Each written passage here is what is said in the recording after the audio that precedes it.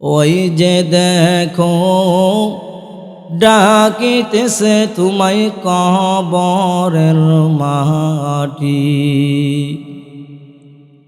সন্ধ্যার আগে যেদিন ডুববে রে বেলা,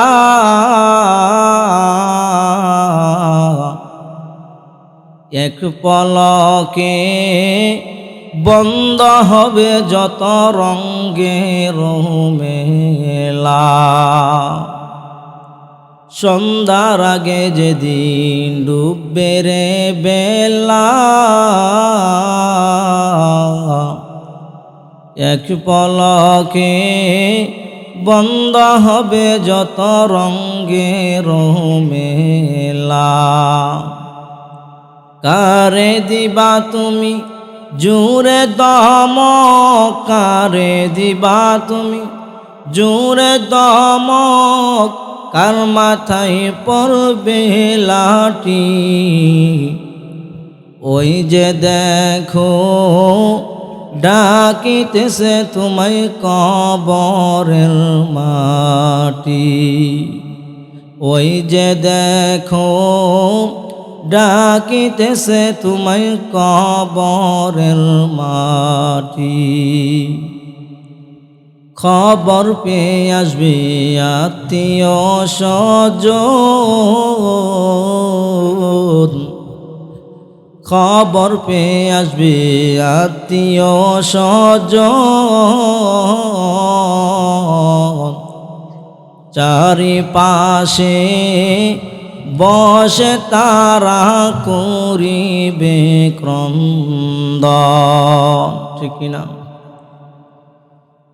খবর পেয়ে আসবে আত্মীয় স্বজন।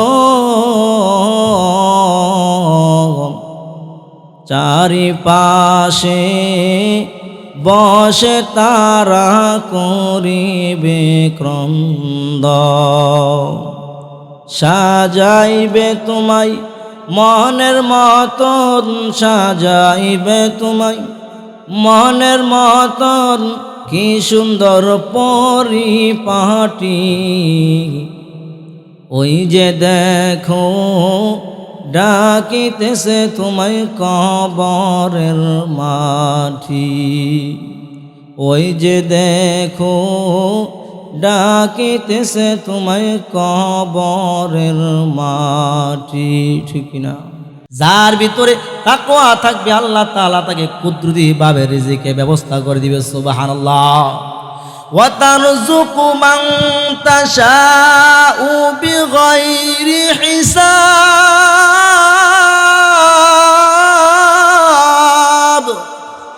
আল্লাহ তাআলা এমন জায়গা থেকে বান্দাকে রিজিকের ব্যবস্থা করে দিবেন, এমন জায়গা থেকে রিজিকের ব্যবস্থা করে দিবেন বান্দা ধারণা করতে পারবে না। এমন রিজিক দিবেন যে রিজিক কোনো হিসাব নাই। সুবহানাল্লাহ। এ মুসলমান, তাকওয়া ভিতরে থাকলে রিজিকের ব্যবস্থা করবে।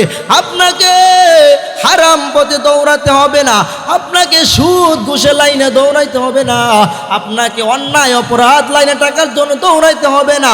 কারণ যারা অন্যায়ভাবে অপরাধভাবে সুদ ঘুষ খাইয়া টাকা কামাই করে, ওই টাকা আছে কিন্তু টাকার মধ্যে শান্তি না, ঠিক কিনা? এ মুসলমান, হালাল টাকার মধ্যে বহু শান্তি। যদি হালাল টাকা খান, যদি 10 টাকার জায়গার মধ্যে 2 টাকা খান, যদি হালাল হয়, দেখবেন এই হালাল খাবারের মধ্যে আলাদা বরকত আছে, ঠিক কিনা? কোনো রূপ থাকবে না। এই আল্লাহ রসুল সাল্লাল্লাহু আলাইহি সাল্লাম বলেন, যার টাকা যত বেশি হালাল, যে যত বেশি হালাল খাওয়ার চেষ্টা করবে, আল্লাহ তাআলা তাকে দুনিয়ার মধ্যে তত শান্তিতে রাখবে। সুবহানাল্লাহ। এই জন্য হালাল খাওয়ার চেষ্টা করবেন তো ইনশাআল্লাহ। তাকওয়া থাকলে ইয়ারযুকহু মিন হাইসু লা ইয়াহতাসিব, পদ্ধতিভাবে রিজিকের ব্যবস্থা করে দিবেন বান্দা। এই জন্য বলছিলাম, যদি আপনি ওলি হতে চান তাহলে আপনাকে ইঞ্জিনিয়ার হতে হবে না। কোনো বাংলা শিক্ষিত মানুষও ইঞ্জিনিয়ার, কোনো বাংলা শিক্ষিত মানুষ আল্লাহর ওলি হতে পারবে যদি তার মধ্যে সহি ঈমান এবং পূর্ণাঙ্গ তাকওয়া পরেজগারি থাকে, একজন রিস্কাওয়ালা আল্লাহর ওলি হতে পারবে যদি তার মধ্যে পূর্ণাঙ্গ তাকওয়া পরেজগারি থাকে। একজন কুলি আল্লাহর ওলি হতে পারবে যদি তার মধ্যে পূর্ণাঙ্গ তাকওয়া পরেজগারি থাকে। হে মুসলমান ইমানদার, আমরা এখন বলতে চাই পূর্ণাঙ্গ তাকওয়া পরেজগারি কাকে বলে? পূর্ণাঙ্গ তাকওয়া পরেজগারি আমরা জানা দরকার আছে না? সময়ও কম আসলে, কারণ প্রধান বক্তা যিনি কিন্তু আয়সা পড়ছেন, আব্দুল হাকিম জিহাদি সাহেব সিরাজগঞ্জ থেকে আসছেন, অনেক সুন্দর ওয়াজ করে। এ মুসলমান ইমানদার, পূর্ণাঙ্গ তাকওয়া পরেজগারি কথাটা আপনাদেরকে সংক্ষিপ্ত বলতেছি। পূর্ণাঙ্গ তাকওয়া শব্দটার ব্যাখ্যা করার আগে তাকওয়া শব্দের অর্থ শুনুন। তাকওয়া শব্দটাকে ফার্সিতে বলা হয় পরেজগারি। কি ফার্সি, তার অর্থ কি বলেন? ফার্সিতে তাকওয়া শব্দের অর্থ কি? পরহেজগারি। কি গাড়ি? বাংলা অর্থ হলো বিরত থাকা। হে মুসলমান, এখন কি কি জিনিস থেকে বিরত থাকবেন তা জানতে হবে না? সময় কম, জানতে হবে, কিন্তু তার সময় কম। আপনাদের সামনে ইনশাল্লাহ কোনো সময় আসলে সুন্দর বিস্তারিত বলবো, কিন্তু এখন শুধু আমভাবে কিছু বলতেছি, 2-3টা বলতেছি আপনাদেরকে। 1 নম্বর হলো কুফর এবং শিরক থেকে বিরত থাকতে হবে। কি থেকে? পূর্ণাঙ্গ তাকওয়া বলতে কি বুঝেন আপনারা? পূর্ণাঙ্গ তাকওয়া পরেজগারি বলতে 6টা জিনিস থেকে বিরত থাকতে হবে। কয়টা জিনিস? কেউ যদি 6টা জিনিস থেকে বিরত থাকতে পারে, আল্লাহর রাসূল বলেন এই লোকটা দুনিয়াতে আল্লাহর ওলি হয়ে যাবে। সুবহানাল্লাহ বলেন। 1 নম্বর কুফর এবং শিরক থেকে বিরত থাকতে হবে। এখন কুফর এবং শিরক কি কি কাজ, এটা জানা দরকার আছে না? কিন্তু এটা আপনাদেরকে বলতে আমার সময় নেই। 2 নাম্বার, হারাম এবং গুনাহে কবিরা। হারাম এবং গুনাহ থেকে বিরত থাকতে হবে। এখন কি কি জিনিস হারাম এবং গুনাহে কবিরা জানা দরকার আছে না নাই? জানা নিবেন। 3 নাম্বার, গুনাহে সগীরা। গুনাহে সগীরা, গুনাহে কবিরা, হারাম, কুফর এবং শিরক, এইগুলোর ব্যাপারে আহকামে জিন্দেগি নামক একটা বই লিখছে আল্লামা হেমায়েতুদ্দিন দামাত বারাকাতুল্লাহ আলিয়া। এই বইটা যদি পড়েন তাহলে এই জিনিসগুলো জানতে পারবেন। কিনবেন তো বইটা? বইটার নাম কি? আহকামে জিন্দেগি। মাত্র 300 টাকা মনে নিব। বইটা যদি পড়তে পারেন তাহলে আপনি সুন্দরভাবে এই লিস্টটা পেয়ে যাবেন, আপনার দ্বারা জীবনের দ্বারা ফায়দা হয়ে যায়। এ মুসলমান ইমানদার, আল্লাহর গোলাম, পূর্ণাঙ্গ তাকওয়া পরেজগারি কথাটা আমাদের বুঝতে হবে। যেহেতু সময় কম, এজন্য আপনাদেরকে বিস্তারিত বলার সময় নাই। হে মুসলমান, যেখানে আছেন জান্নাতের বাগানের মধ্যে বসছেন, এই মাহফিলটা যদি কিসের উদ্যোগে মাহফিলটা হয়েছে বলেন? কিসের উদ্যোগে? মসজিদের উদ্যোগে মাহফিল হয়েছে।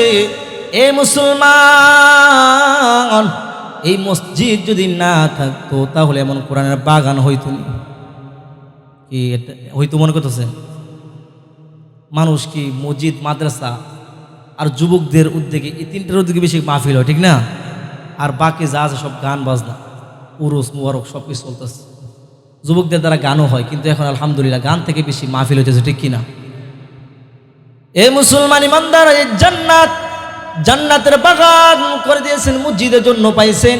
আর যে গ্রামের মধ্যে মসজিদ থাকবে, যে গ্রামের মধ্যে মসজিদ থাকার পর এই মসজিদের মধ্যে কেউ যদি একটা ইট দিয়া পর্যন্ত সাহায্য করে, আল্লাহর রাসূল বলেন ওই মানুষটার জন্য আল্লাহ তাআলা যে এখানে মসজিদ বানাইছে এরকম 100 গুণ বড় একটা জান্নাত আল্লাহকে ইটের বদলতেও দান করতে পারে। সুবহানাল্লাহ।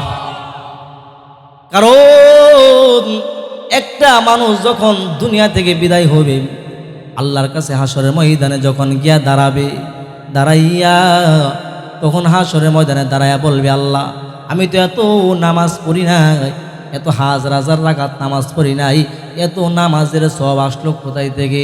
আল্লাহ বলবেন, বান্দা যদিও নামাজ পড়ো নাই, আমি আল্লাহ হায়াত কম দিয়েছিলাম, কিন্তু আমি আল্লাহ তাআলা মসজিদে তুমি দান করেছিলা, এই মসজিদের কিয়ামত পর্যন্ত সচল ছিল, যার কারণে যত মানুষ নামাজ পড়ছে 1 ভাগ সওয়াব তোমার আমল নামার মধ্যে জমা হয়ে গেছে। সুবহানাল্লাহ।